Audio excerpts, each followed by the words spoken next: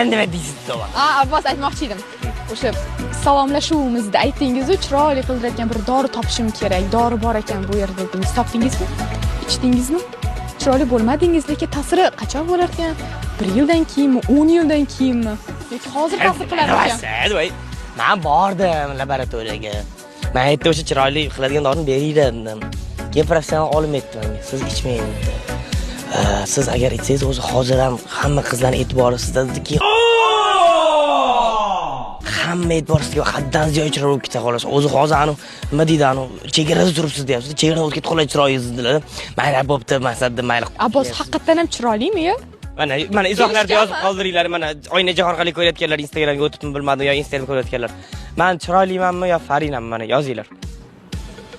Yozishdi. Shunda siz dunyoni qutqara olasizmi go'zalligingiz bilan, chiroyingiz bilan? Gap aytaver nima qilyapman? Nima qilyapsiz? Qutqarib kelaymi? O'rgimchak odam kinosi ko'rganmisiz? O'shaman. Bolam bo'ldi-da endi. Boshqa hunaring bo'lmasa-da. Ishonmayman.